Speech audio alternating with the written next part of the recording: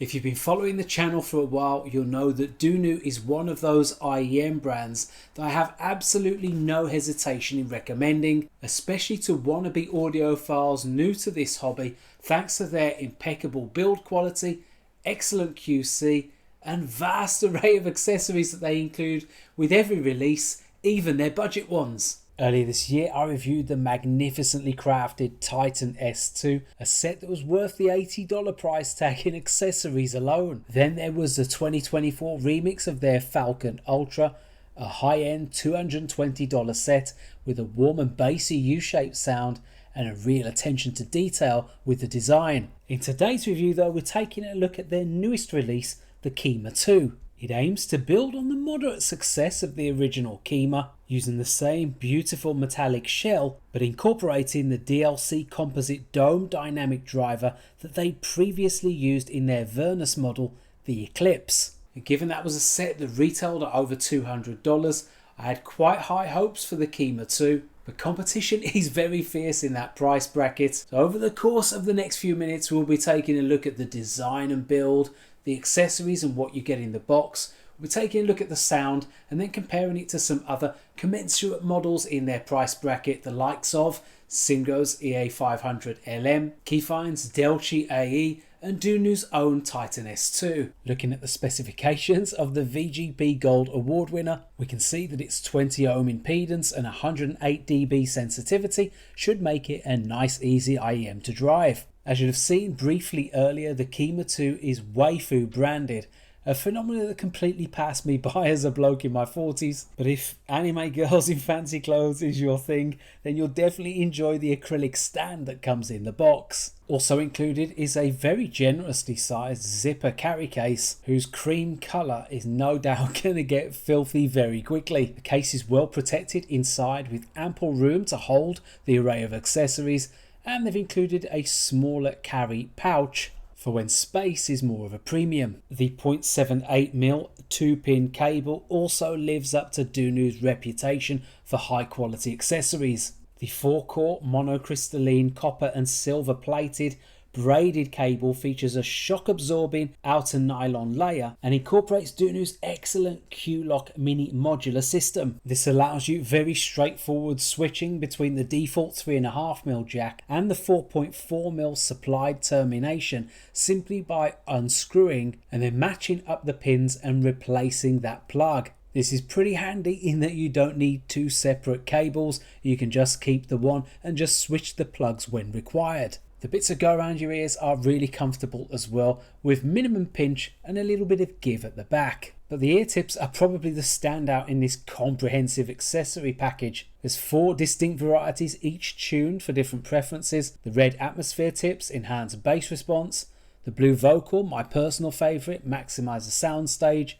The candy silicone tips give you better isolation, and the S&S tips focus on vocal clarity and are widely recognised as one of the best third-party tips around. Looking at the design and build quality now, and it's very clear that Dunu haven't tried to reinvent the wheel here, using the same Moondrop Kato-esque design that was used in the original Kima. The Kima 2 model name and Kriz faction, whatever that is, are inscribed on the outer layer of the shell. It's a full CNC machined metallic shell that has some heft to it, weighing over 10 grams for each piece, but it feels really lightweight in the ear. This and the fit in general are helped considerably by an ergonomic curvature to the inside. It's a design concept that has served Dunu well over their previous releases, and its low profile design looks good, and its shallow fit is deep enough to give a good seal without ever feeling invasive, striking a good balance between stability and comfort. The vented nature of the Kima 2 does mean that isolation isn't that great though, although on the flip side it doesn't exhibit any signs of driver flex, a problem I often had with the similarly shaped Simgot EW200. Looking now at the sound,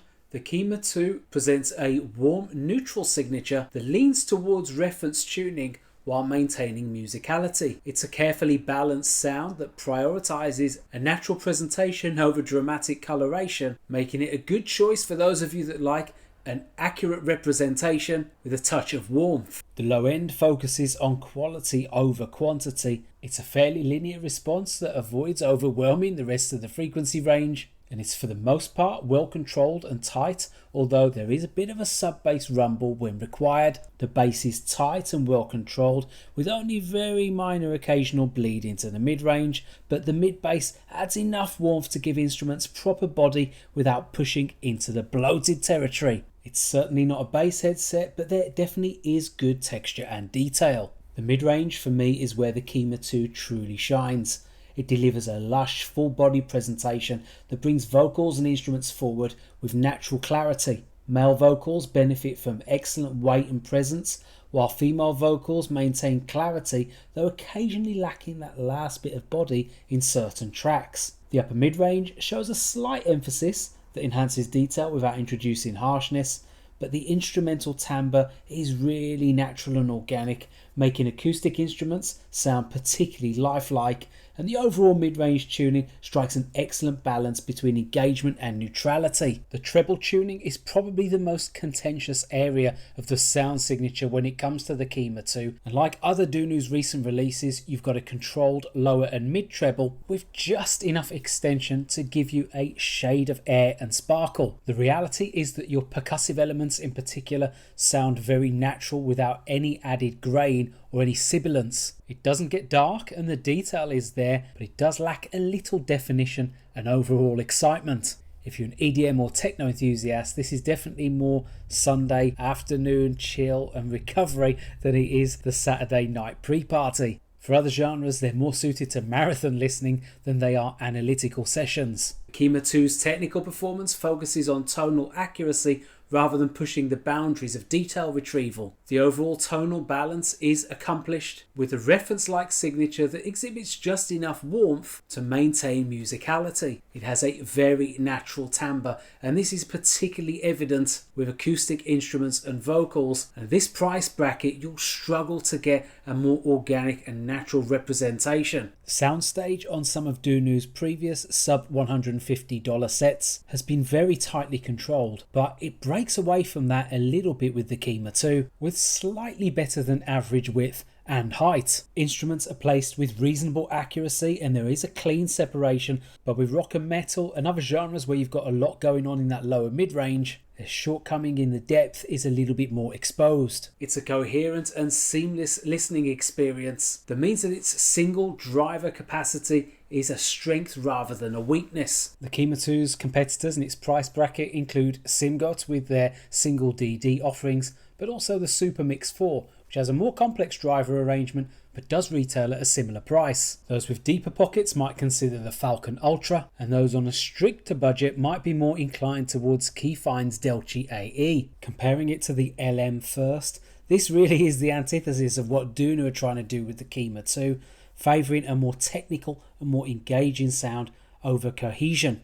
The LM can definitely sound excessively bright and sharp at times, so if you're offended by its raw nature and bass energy, the Kima 2 slots in beautifully with its smoother, inoffensive sound and more natural tonality. Given the price difference, it's perhaps unfair to compare it to the EA1000, although it's much closer to the general tuning principle of the Kima 2 than the LM was. Like the LM, you've got multiple tuning nozzles, which is definitely a shortfall of the Kima 2, the closest of which is probably the gold nozzle, although even with this tuning it does sound a little spicier than the Kima 2, and it does fall short of its natural tonality, but on the flip side you are getting much improved technical performance as well as a bass texture that is best in class. The Supermix 4 was Simgot's answer to Simgot's critics, giving you a tuning much closer to Harman, which trades some upper mid energy for depth and transparency. Despite its complex arrangement of drivers, the Supermix 4 is coherent, and whilst it's more natural sounding than the other two Simgot models,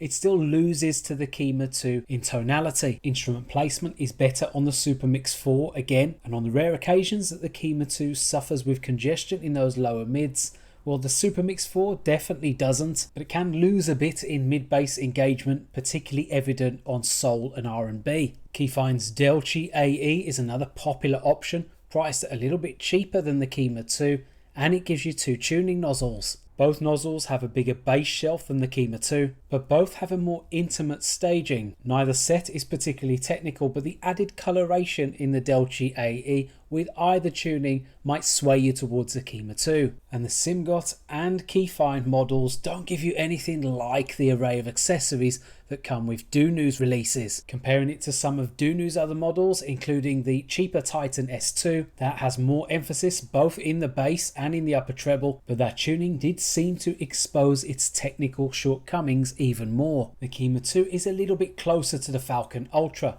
lacking the versatility of the multiple tuning nozzles, and also lacking its macro detail and imaging performance, as well as soundstage depth, although you have got greater width and height on the Kima 2. So to summarise, really the strengths of the Kima 2 is something that I've mentioned over and over again throughout this review, which is its natural representation of the music. If you're a listener who's purely motivated by tone and timbre, then the Kima 2 might be for you, because this really is their raison d'etre, and it's what sets them apart from all of those other options in that $100–$150 category. But whilst its excellent build quality and huge array of accessories would ordinarily make this a value for money pick, its single filter configuration counts against its versatility, so this is definitely something to consider. I'm still recovering from illness, as you can probably hear, so the reviews are taking a little bit longer to get to at the moment, but coming up I've got more IEM reviews of Kefine's Clear and other new releases from Dunu and KZ, and a load of TWS to catch up on. Got that semi-in-ear comparison that's been long awaited, got Feels Key Pro,